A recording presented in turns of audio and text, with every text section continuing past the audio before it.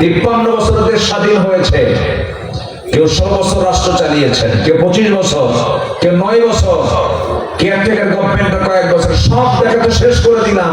কেউ নামাজের বিল সংসদে আনে নাই, কেউ নামাজ কায়েমের সংগ্রামের কথা বলে নাই।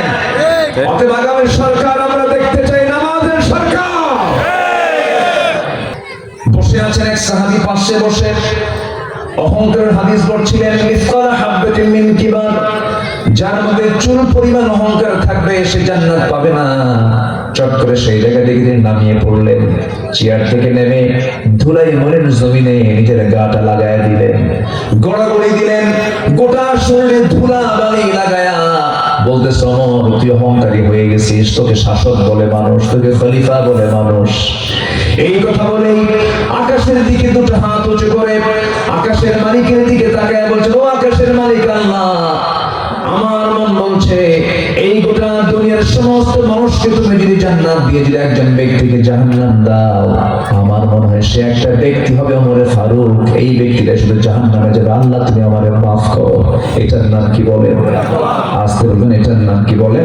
তাকওয়া। এই জন্য জান্নাত পাওয়ার জন্য সবার আগে আমাকে আপনাকে ঈমান আনতে হবে, নেক আমল করতে হবে, এরপর আনতে হবে তাকওয়া, এরপর আনতে হবে কি? তাকওয়া। নাম্বার 3 হলো নামাজ কায়েমের সংগ্রাম করতে হবে। অনর্থক কাজ থেকে নিজেকে দূরে রাখতে হবে। সবার আয়াতগুলো জানা আছে, সবার মুখের আয়াত, পকেটের আয়াত, খুব কমন আয়াত। যারা নামাজ পড়েন, যারা কোরআনের সঙ্গে সম্পর্ক রাখেন, তাদের কাছে আয়াতগুলো খুবই ইজি আয়াত, খুবই কমন আয়াত।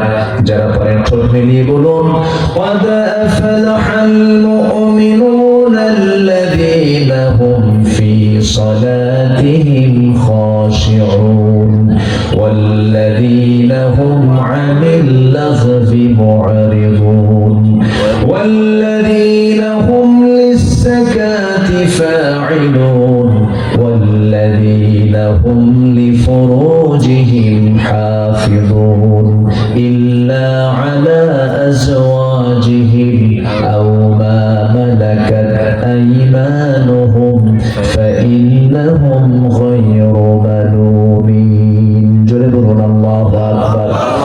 জান্নাতে যাওয়ার শর্ত হলো নামাজ কায়েমের সংগ্রাম করতে হবে।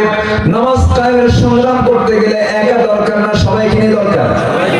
একটা টিম দরকার, একটা সংঘবদ্ধ শক্তি দরকার, একজন নেতা দরকার, একটা দল দরকার, ঠিক কি না? সেই দলটা হবে কার দল? বিড়ি খাওয়া দল, বেনামাজি দল, দুনিয়ার আইন প্রতিষ্ঠা করা দল। আমরা কার আইন প্রতিষ্ঠা করতে চাই? আস্তে বলবেন না, কার আইন প্রতিষ্ঠা করতে চাই? 53 বছর দেশ স্বাধীন হয়েছে।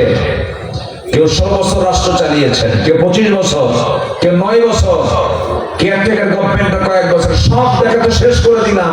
কেউ নামাজের বিল সংসদে আনে নাই, কেউ নামাজ কায়েমের সংগ্রামের কথা বলে নাই। অতএব আগামী সরকার আমরা দেখতে চাই নামাজের সরকার। নারী সংস্কারের নামে পতিতাবৃত্তিকে যারা শ্রমের আওতায় আনতে চান, এটা নারী প্রতিষ্ঠা নয়, নারীর সম্মান ধ্বংস করার পরিকল্পনা এগুলো।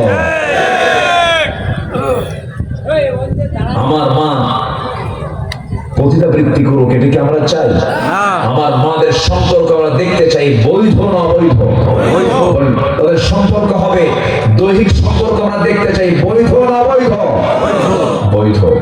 পতিতাবৃত্তিকে শ্রমের আওতায় নিয়ে সেই ষড়যন্ত্রগুলো করা হচ্ছে। পশ্চিমাদের কোন উস্কানিতে আমরা কান দেব না। আমরা সুস্পষ্ট ভাষায় জানান দিতে চাই, নারীর যে প্রকৃত অধিকার একমাত্র ইসলাম দিয়েছে।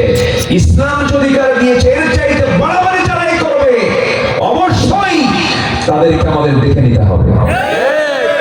নারী অধিকার প্রতিষ্ঠার জন্য আমাদের মাঠ ময়দানে কাজ করতে হবে। সবাই রাজি আছেন কিনা ইনশাআল্লাহ? আল্লাহ কবুল করুন, জোরে বলে আমিন।